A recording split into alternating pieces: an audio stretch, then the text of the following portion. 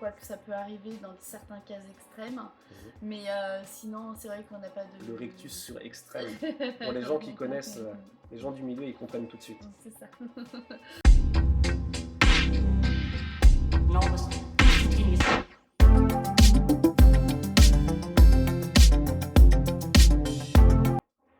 Salut tout le monde et bienvenue dans ce troisième épisode de Raconte-moi ton métier.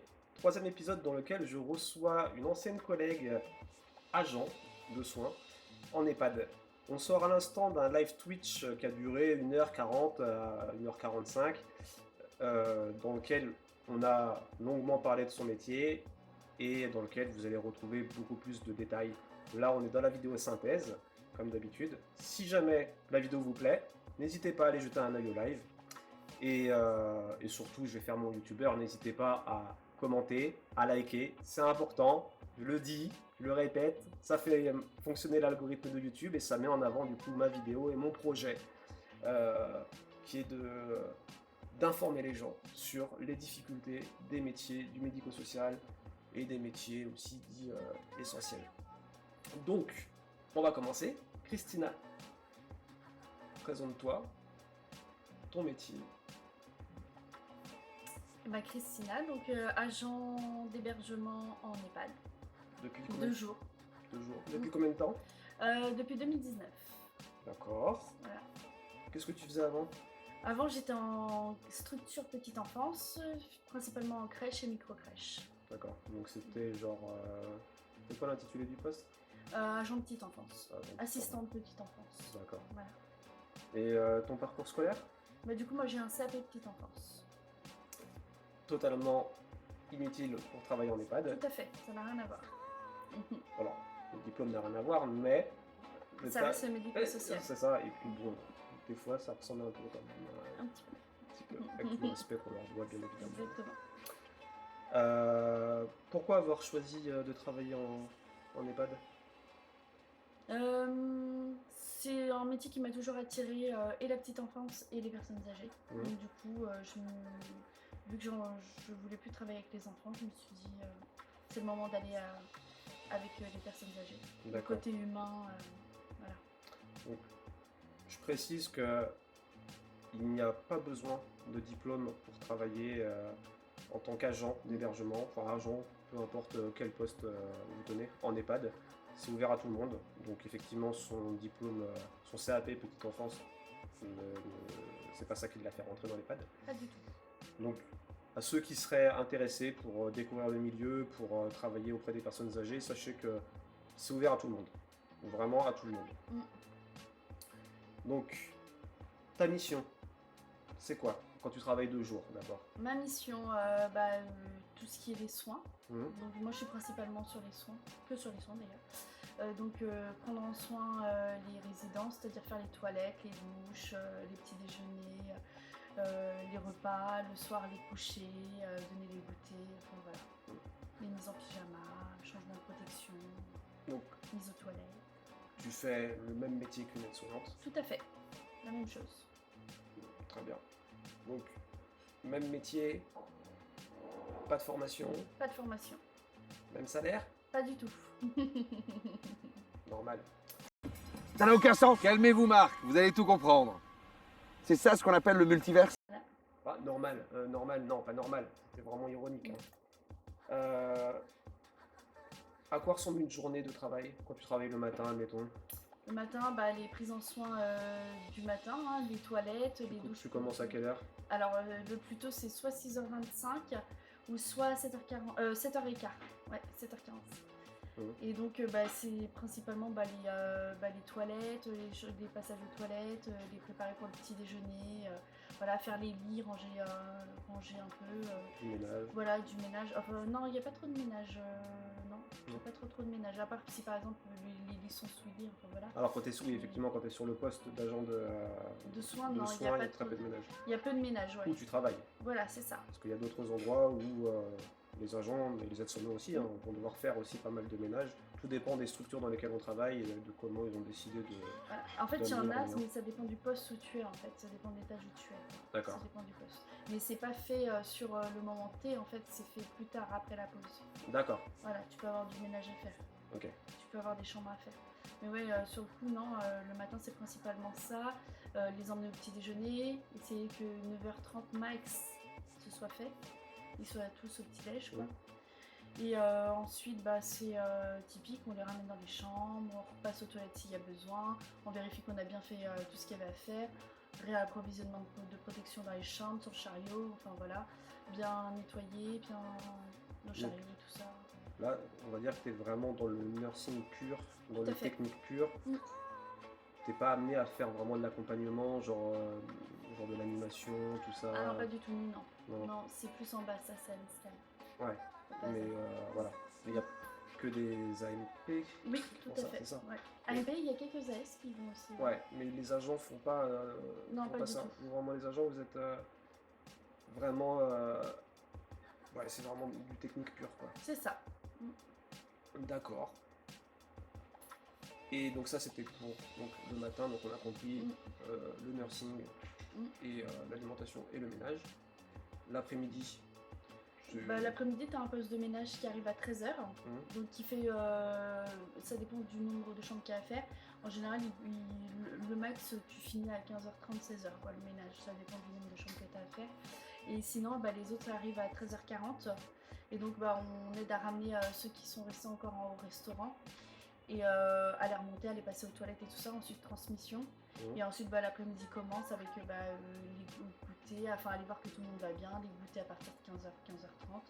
Et ensuite bah, s'il y a des mises au pyjama, enfin des couchers à 15h30, bah, on commence quoi. Ouais, il y a des couchers qui se font très tôt des fois. Oui, ouais. bah, ça dépend des gens, ça dépend de ce qu'ils ont, quoi, de comment ils sont. Alors ça peut paraître super choquant, hein, mais une personne qui a 95 ans, qui est extrêmement fatiguée, extrêmement malade, on va pas l'embêter à la tenir debout jusqu'à 20h quoi. C'est ça. Donc c'est important de préciser. C'est ça. Comme on peut retarder le coucher si on voit que la personne est bien. Oui, voilà, c'est ça. On attend. Voilà. Donc ça c'est pour la journée. Ce qui est important aussi de dire, c'est qu'en tant qu'agent, tu peux être amené à travailler sur plusieurs postes différents. Tout à fait. Donc toi tu parles du poste d'agent de soins. Ouais. Il y a les agents de restauration. C'est ça. Du coup, bosse en restauration. Qui en resto, ouais. Il y a l'agent de lingerie qui bosse en lingerie. C'est ça. Et du coup, agent de ménage qui vont faire eux que du ménage. Voilà, c'est ça. Ouais. Donc, et en fonction des endroits, tu disais dans le live que on pouvait soit être tout le temps sur le même poste, ou soit changer de poste même plusieurs fois dans la semaine. C'est ça, régulièrement, on te dit bah tu vas là, ou demain par exemple tu es en restauration parce qu'il manque du monde, et en fait on t'enlève le saut du soin quoi. Encore. Ça fait beaucoup là, non? Alors que là non, pas du tout, là où je suis actuellement c'est que du soin. Donc voilà pour les personnes qui seraient susceptibles d'être intéressées, il faut savoir que il peut arriver en fait que si vraiment ce que vous aimez c'est le soin, et vous vous dites bah je vais juste faire agent de soins en EHPAD, et ben vous pouvez être amené à faire tout autre chose et même carrément être privé de soins parce qu'il y a des postes où il y a 0 soin. Carrément. Donc là où tu travailles actuellement, tu restes sur le même poste, donc tu as ton soin, donc tu fais le même travail qu'une aide-soignante. Mais dans d'autres endroits, c'est pas forcément le cas. Non, c'est pas forcément le cas. Important aussi de préciser ça. Et donc parfois, donc avant tu travaillais de nuit aussi, donc tu vas reprendre la nuit prochainement. C'est ça. La nuit, comment ça se passe? Bah, la nuit déjà on n'est que 2. Et bah, c'est pareil, en fait il y a des soins mais ils sont totalement différents parce qu'il n'y a pas de douche la nuit. Quoique ça peut arriver dans certains cas extrêmes, mais sinon c'est vrai qu'on n'a pas de... Le rictus sur extrême, pour les gens qui connaissent, les gens du milieu ils comprennent tout de suite. C'est ça. Et sinon bah, c'est le premier tour les distributions de médicaments, mettre en confiance plutôt les résidents pour qu'ils puissent bien dormir.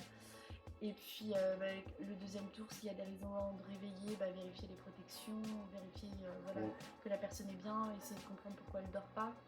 Entre deux, il y a du ménage quand même entre le premier et le deuxième tour, la nuit. Voilà, qu'on se partage avec l'aide-soignant. On fait ça à 2, voilà. Et sinon, bah, le troisième tour, après, c'est pour ceux qui sont réveillés, changement de protection, passage aux toilettes, voilà, voir s'ils ont besoin de quelque chose, ou s'ils veulent se rendormir, enfin, voilà. Et du coup, dans l'émission précédente, c'était un aide-soignant de nuit qui était là, donc ton collègue, qui expliquait que quand il y a une urgence la nuit, lui il gère l'urgence. C'est ça. Donc toute la résidence après repose sur tes épaules. Tout à fait. Donc jusqu'à 80 résidents, c'est pour toi. Donc c'est aussi à toi du coup, de continuer le tour, c'est aussi à toi de voir s'il y a une urgence à gérer, parce qu'il peut y avoir 2 urgences en même temps. Et quand il y a une urgence, tu peux aussi accompagner l'aide-soignant. Donc la nuit, l'agent, c'est vraiment un aide-soignant.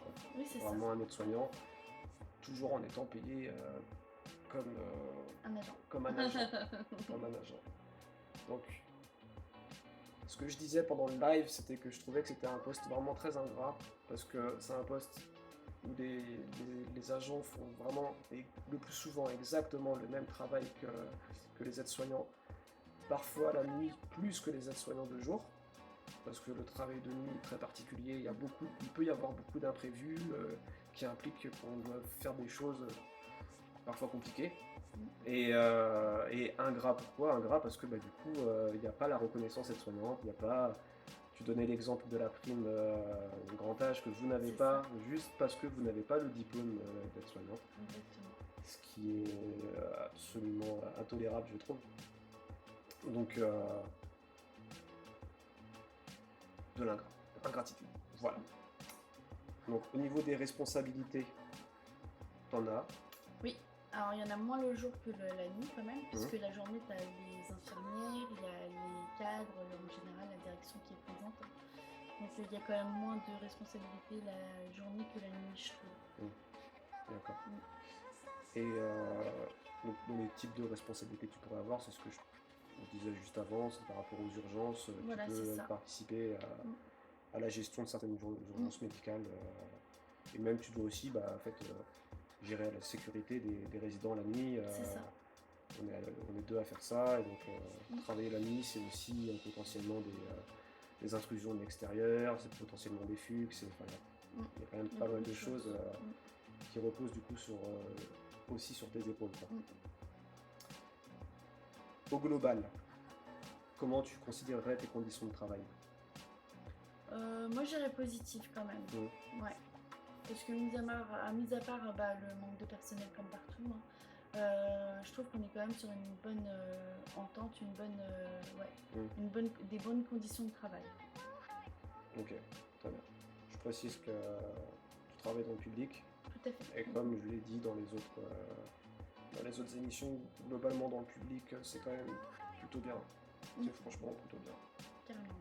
Comparé à, ça fait hors PA, compagnie, qu'on peut entendre dans le public, c'est ça, voilà, quand c'est pas du lucratif,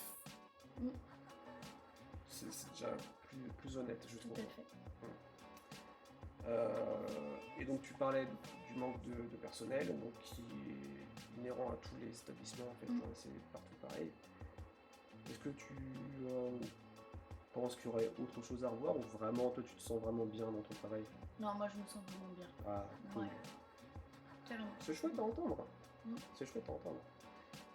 Et tiens, une anecdote positive, une anecdote négative. Alors je rigole déjà parce que pendant le live, elle a balancé un truc qui était très drôle. Est-ce que tu veux vraiment le dire ou les gens iront voir le live? Non, allez voir le live, tiens. Allez voir le live. Comme ça, vous rigolerez à ce moment. C'est exactement ce qui s'est passé la semaine dernière avec Sylvain, c'est pareil. Du coup, allez voir le live si vous voulez rigoler. Ta relation avec les résidents, du coup, parce que tu disais que c'était ça que tu préférais, la relation humaine. Donc, ça se passe comment avec les personnes âgées? Moi, super bien. Ouais, mais je pense qu'il faut vraiment faire en fonction de avec qui on est en face. Certains sont plus exigeants que d'autres, mais bon, on sait bien que quand on aura leur âge, on aura certainement aussi des exigences, donc faut le prendre plutôt en... Moi jamais, je suis pas du tout chiant. Oh, à peine. Faut le prendre comme ça vient, et puis moi j'aime bien rigoler avec eux, j'aime bien parler avec eux, donc ça passe plutôt bien tout le temps. Ouais, et puis je me dis que quand on aime bien ce qu'on fait, ça peut que passer en fait. Ouais. Avec eux. Mais je pense que c'est ça qui est important, c'est d'aimer en fait, d'aimer ce qu'on fait, parce que sinon c'est très compliqué. Ah bah oui, faut pas le faire parce qu'on se dit tiens, je cherche du travail, demain qu'est-ce que je pourrais faire? Ah tiens, dans les EHPAD ils recrutent, je vais y aller.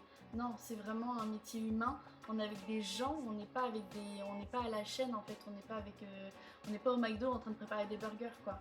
On est vraiment avec de l'humain, avec des gens. Il faut aimer ce qu'on fait, il faut de la bienveillance, de la bientraitance, et il faut vraiment aimer l'humain en fait et être présent pour eux. Parce que ce qui est, je pense, important à retenir, c'est que quand on travaille avec l'humain, forcément, on ne peut pas s'entendre avec tout le monde. Non. Et on va très souvent avoir des difficultés avec des résidents, avec des familles, avec même des collègues aussi. Après, les collègues, c'est dans tous les travails. Mais et dans tous les cas, en fait, il faut toujours rester courtois, il faut toujours rester pro, il faut toujours... je dis pas qu'il faut se taire. Non, mais il faut rester poli et voilà. Et puis si vraiment ça ne va pas, en parler à d'autres personnes et puis se faire aider. Enfin voilà, on est une équipe et il faut en discuter entre nous. Enfin, parce que c'est vrai que avec d'autres personnes. Les difficultés qu'on peut avoir en fait dans les relations humaines associées en fait au manque de personnel, au fait qu'on soit pas bien payé, au fait que ce soit quand même un métier physique qui peut être très fatigant. Toi tu dis que t'aimes en fait ton travail, mais je pense qu'une personne en fait qui va moins aimer son travail m'aurait répondu aurait vu peut-être que beaucoup plus de choses en fait dans les points négatifs. Mais parce qu'elle aurait vu plus le négatif que le positif. C'est ça, donc c'est ça qui est intéressant aussi avec toi, c'est que du coup toi, tu vois que le positif parce que ça se voit que tu aimes fortement ce que tu fais, mais c'est là qu'on se rend compte que c'est important d'aimer, parce que sinon, nous on les voit en fait les gens qui se plaignent beaucoup, et on les voit les gens qui auraient dû arrêter il y a bien longtemps le métier parce que c'est non pas que ça leur convient pas, c'est juste que souvent ça leur convient plus, c'est un métier dans lequel on peut fatiguer. Quand on est dedans depuis 20 ans, ce qu'on disait la semaine dernière avec Sylvain, parfois c'est les cris, voir la douleur, voir la mort aussi. Tu t'occupes de gens qui meurent, de gens qui sont morts. Il y a quand même beaucoup de difficultés et c'est assez drôle que tu n'aies pas du tout cité ça spontanément. Parce que tu vois d'abord le positif. Toujours, ouais, mais ça c'est parce que ça fait que 3 ans que tu travailles là-dedans. Non, je plaisante, il y a des gens qui sont comme ça toute leur carrière. Et c'est quand on est vraiment passionné par ce qu'on fait et quand on aime vraiment l'humain, et on fait ce travail très facilement. Et que quand on a du mal à le faire, c'est que on s'est trompé de voie en fait. C'est qu'il faut changer tout simplement. Et puis c'est pas non plus un travail que tout le monde peut faire toute sa carrière. Et je pense que c'est vraiment un secteur dans lequel il est normal d'un moment donné fatigué, en avoir marre, de désirer voir autre chose. Et tout particulièrement dans ce milieu-là où c'est, il y a la mort quand même, quoi. Il y a la mort et on sait qu'ils vont partir malheureusement à un moment donné. Ça reste un milieu particulier. Ça reste un milieu particulier. Donc, je rappelle que pour faire ce métier-là, il n'y a pas besoin de diplôme. Non. Pas besoin d'expérience non plus. Donc tu peux arriver sur un poste sans être formé? Oui, mais moi je conseille quand même à demander une petite formation quand même. Pour les soins, pour les toilettes, quand on n'en a jamais fait et tout ça, c'est quand même délicat. D'arriver sur le tas comme ça et puis de se dire voilà.